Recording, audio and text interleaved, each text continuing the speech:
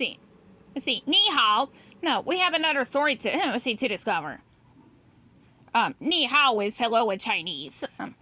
And there's a reason I say that because the story we're covering is Mulan. Long ago, beyond the Great Wall of China, a young woman named Fa Mulan lived with her family. One day, the emperor's aide rode into town. The Huns have invaded China. He announced. One man from every family must serve in the imperial army.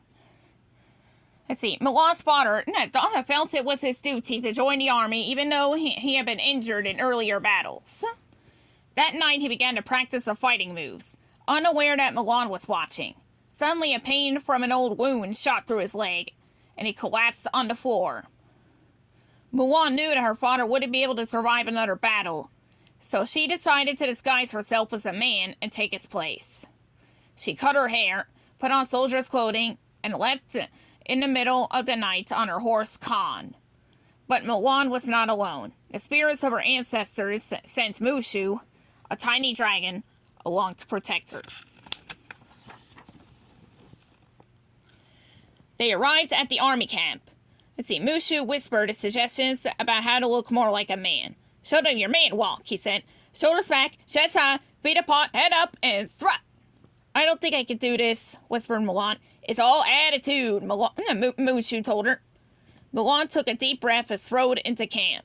She tried to make friends with the other soldiers, Chen Po, Yao, and Ling, but she ended up causing a fight. The camp was in total chaos when Captain Shang arrived. Soldiers, the captain shouted. Everyone sprang to attention and pointed at Mulan. He started it, they said in unison. Sorry. Mulan said. Then she remembered she was supposed to be a man and lowered her voice. Sorry. What's your name? Shang asked. My name is, Ping, Mulan told him. She handed him her army papers and frowned. She was not off to a good start.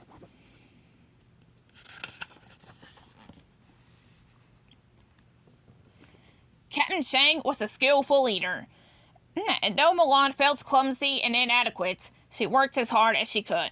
She didn't want anyone to find out that she was a girl. Shang led the recruits through a series of grueling training exercises to help them prepare for battle. One of the lessons involved retrieving an arrow from the top of a pole while carrying a heavy bronze disc tied to each wrist. One represents discipline, the other strength, Shang said, holding up the discs. You need both to reach the arrow. No one was able to do it. Finally, after several attempts, Mulan had an idea. She tied the weights onto her wrists, but looped them together, and used them to hoist herself to the top. She had done it. All the soldiers admired Mulan's determination, and they still didn't know that she wasn't a man. After much training, Shang led the soldiers to the Tungshao Pass to meet the rest of the army.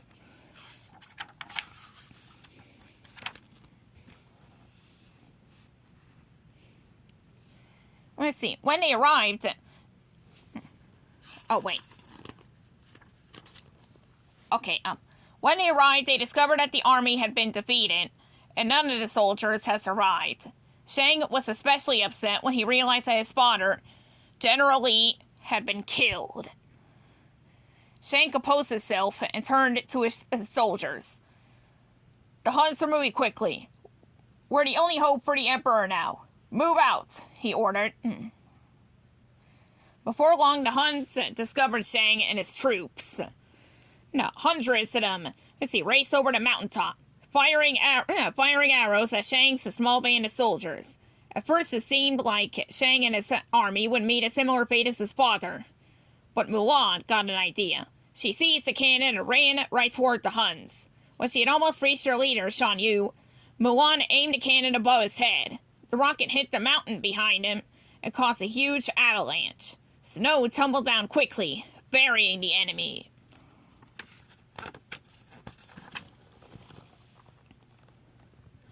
Mulan had been wounded, but she was still able to jump on her horse and pull Shang away from the snow just before he was buried. As Chen Po and the others helped him to safety, Shang looked at Mulan with admiration. Ping, you are the craziest man I've ever met. For that, I owe you my life, he said. From now on, you have my trust. But Mulan's wound had to be treated by a doctor.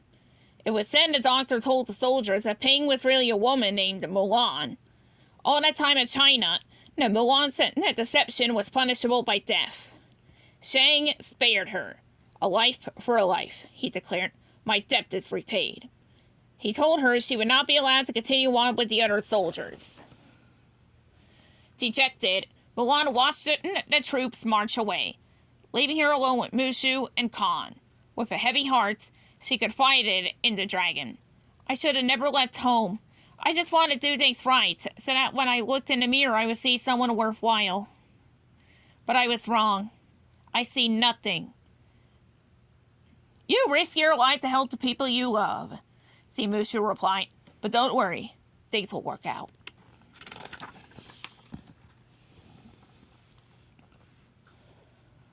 Now, as Mulan turned toward home, she saw that Shan Yu and a few Huns had survived and were heading toward the Imperial City. Racing on horseback to the Imperial City, Mulan found Shang and told him what she had seen. You don't belong here, he replied. Go home. You had to believe me, said Mulan. Shang wouldn't listen, but soon the Huns seized the Emperor and ran into the palace. Mulan turned to her friends for help. Chen Po, Ling, and Yao tried to fail to break down the palace door. Hey, I have an idea, Mulan called, eager to help their quick-thinking friend. The soldiers let Mulan dress them as women. Then they used the sashes from their dresses to climb the palace columns. Shang realized that Mulan was trustworthy and joined their efforts. Once inside, they attacked the unsuspecting Huns.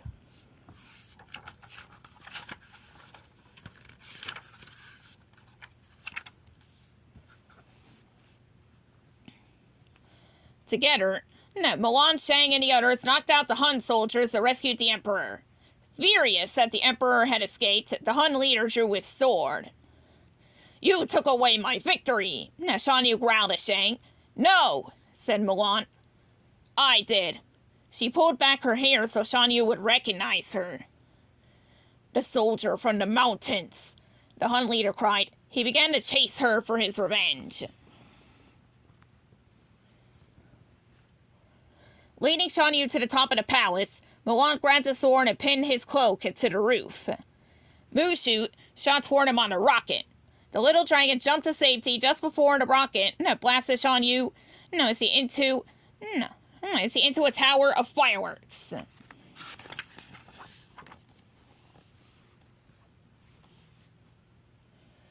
After the battle, the Emperor approached Mulan. I have heard a great deal about you, Mulan, he said. You stole your father's armor, ran away from home, impersonated a soldier, deceived your commanding officer, dishonored the Chinese army, destroyed my palace, and you have saved us all. Then he bowed to Mulan in gratitude. Stunned, everyone else did the same. See to it that this woman is made a member of my council, the Emperor told his aide. Mulan was honored, but knew that she needed to return to her family. Here, take this so your family will know what you have done for me, the Emperor said, handing her a pendant with his crest on it.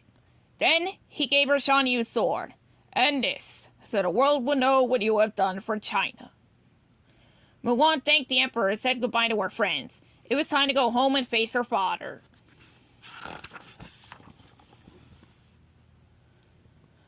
At home, Mulan presented the Emperor's pendants and Shan Yu's sword to her father. They are gifts to honor the Fa family, she explained, bowing her head. He put them aside and hugged Mulan.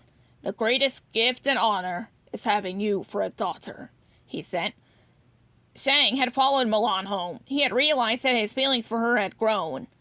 She had been very courageous, and he admired her for it. Mulan invited Shang to stay for dinner. He and her family celebrated, delighted everything had turned out so well. The end.